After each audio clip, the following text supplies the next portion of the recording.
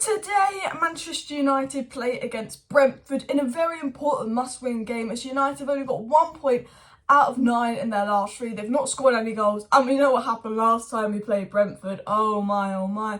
No Casemiro, no Eriksen. The midfield is looking a little bit worrying, and we got dominated in midfield last time we played Brentford, but we are at home, so hopefully that helps. Hopefully we win because Manchester United are a top 4 scrap. But we're going to talk about how specifically Manchester United are going to line up against Brentford.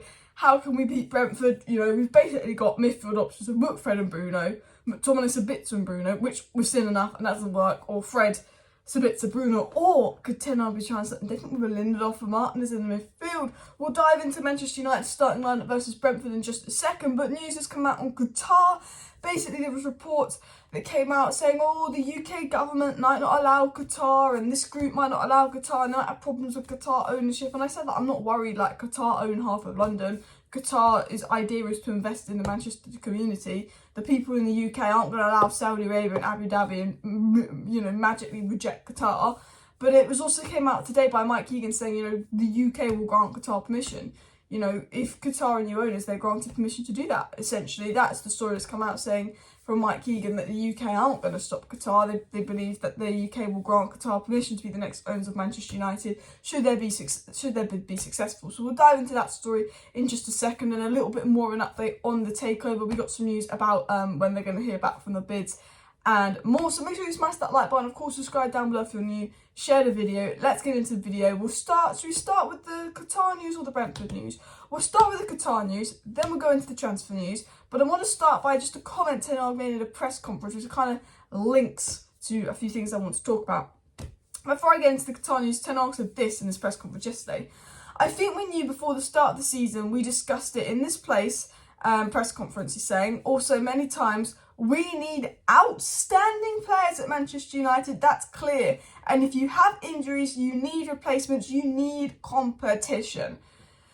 Ten Hag saying at United, you need outstanding players, and when you have injuries, you need outstanding competition. Because what Manchester United don't have is outstanding competition. We have a couple of outstanding players, Casemiro, Martinez, Varane, Rashford, Bruno. But when those players aren't at it, we might as well be a relegation team. That's what it feels like. We need outstanding competition. Malacia is good competition for Luke Shaw, I think. Other than that, is there really areas of good competition? Maybe thread for Eriksen. But if you want to be a Manchester City, a top-level team, your competition needs to be outstanding. Your competition needs to be Kim Min-jae and Varane. One of them misses out. 2 solid centre-backs. Your competition needs to be, a proper attacker. You had Osenham, you had Moises Caicedo, you had Frankie de Jong, you had Kim Min-jae. Obviously, that is probably not possible. You had Julian Timber. All of a sudden, you've got 5 players who are all capable of starting, all capable of playing in that starting 11, all good enough to be in that starting 11. But some of them won't be, and some of them will be competition. And what Ten Hag is basically saying, in other words, is we need to sign some players because when we get a few injuries, we're absolutely shocking because the depth is shocking, the competition is shocking, and there's a lot of players that aren't good enough to be at United. Hence why Ten Hag wants to sell about 10 players, blah, blah, blah, blah. Now, to do that, there's going to be 3 factors impacting Ten Hag's transfer window. If we get top 4, how much we make in sales, and who the new owners are, which is probably the most detrimental factor. So, there was also talk that Ratcliffe might not be allowed to buy United because of the debt crisis. He might not be able to put more debt onto United because we're in a debt crisis. And there's also talks that the UK won't give Qatar permission to own Manchester United. But it's been said by Mike Kegan that the UK would grant Qatar permission to be the next owners of United, should their bid be successful. So, let's dive into this story.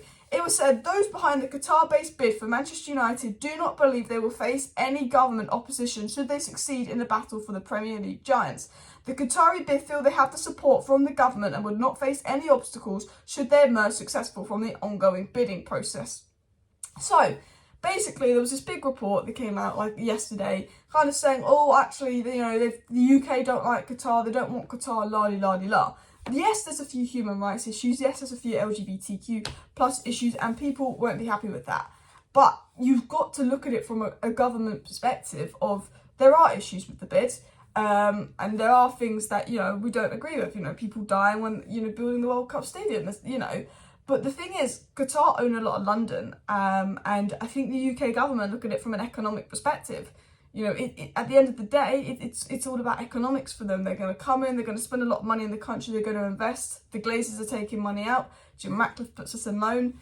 Qatar have very good relationships with people in the UK. You don't want, like, the UK want a good relationship with the Middle East. That is the oil money. You don't want to piss them off. If they've allowed Abu Dhabi, if they've allowed Saudi Arabia, and Saudi Arabia's human rights were even more questionable, if they've allowed that, they're not going to disallow Qatar. You know, I'd be very shocked if they wouldn't let Qatar buy United, considering that Newcastle and Man City's owners, especially because Sheikh Jassim is coming in as like an individual rather than like I think like a representative of Qatar. But it's basically said those in Qatar pretty much feel they will be granted permission by the UK to be owners if their bid is successful.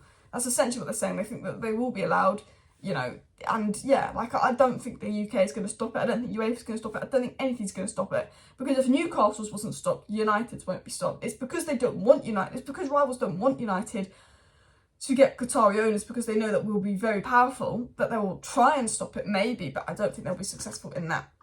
It was also said those involved in the bidding process, which include Sheikh Jassim and Sir Jim Ratcliffe, are yet to hear back from the Raine Group after delayed second bids went in last month. They are hopeful they will do so before Easter. Raine may choose one to enter into a period of exclusivity with an order, order another round of bids. Complete cut that out. Basically, what they're saying, what Mike Kegan is saying, and Mike Kegan's been very reliable, is Qatar and Sir Jim Ratcliffe probably going to hear back this week. They can hear back today, they can hear back tomorrow, they can hear back Friday, they can hear back Saturday. Reportedly, they're going to hear back before Easter, and the Raine Group's going to tell them if they're going to go into a third round of bidding, or one of them is picked as a preferred bidder. So we could find out this week Qatar's picked as a preferred bidder. We could find out this week Sir Jim Ratcliffe's picked as a preferred bidder. We could find out this week they don't want any of them. They want to keep the club and be bastards. Or we could find out this week we're going into a third round of bidding. Because the Glazers like money, because the Glazers don't care about delaying the deal and messing up Ten Hag's transfer window. It's all about money, and they like to be slow at transfers and deals.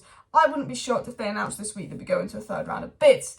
It was also said as well, senior government figures have privately said they would actually welcome the Qatar-based investment at Manchester United despite opposition from LGBTQ+ and human rights groups, especially if it included community funding, which had been outlined. He also added as well that Mike Kegan is saying that government figures in the UK would welcome the Qatar bid. Basically, Qatar, if the Glazers choose the Qatar bid, they will be allowed to be the next owners. The UK will grant them permission, UEFA will grant them permission.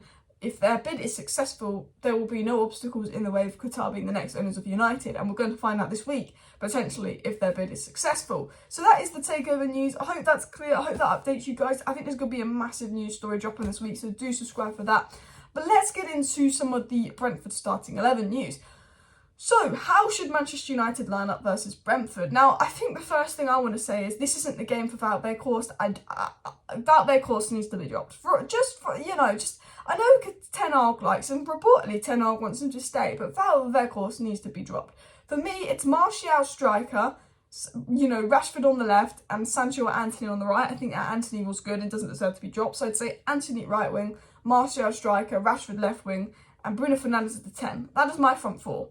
If Martial's not fit, if Martial breaks his legs in the warm-up, or if Martial tears a hamstring walking off the bus, or if Martial moves his leg and he gets injured, which is very likely that he won't be able to play, then yes, I would play Rashford striker, Sancho on the left and Anthony on the right, and Bruno as a number 10. For me, I don't think it's appropriate to play Weghorst in this game, especially as it will be a more dynamic game. I don't think Weghorst offers much to it. This is the problem. It's who plays behind Bruno. Because Fred and Eriksen played behind Bruno last time we played Brentford, and they got absolutely smashed and destroyed. So if Ten Hag wanted to play it safe, I guess he could go with Fred. But I don't like that. McTominay and Sabitzer doesn't work. Fred and Sabitzer was okay in the games that they played. I mean, your best bet is probably going Fred and Sabitzer, but Fred and Sabitzer did only play against the relegation teams and they were okay. I think your best bet is Fred, Sabitzer, Bruno as a midfield three. But the thing is, what worries me is he'll probably make Bruno play in that deeper role, and Bruno plays in that deeper role where he's not as effective. I think that would be the best thing you could do, unless you play Luke Shaw left centre-back, Malacia left-back, and you put Martinez in midfield. I think potentially Martinez, Fred, Bruno, or Martinez, a bit of Bruno could work, but I don't know if you want to risk Martinez in midfield against a team that you lost 4-0 to last time you played them. Maybe you try Lindelof in midfield, potentially, it's a difficult one. You know, could Delo do a job in midfield?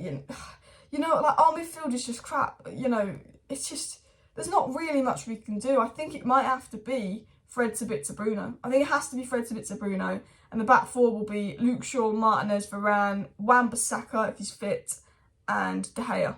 I did think a little bit about Malacia.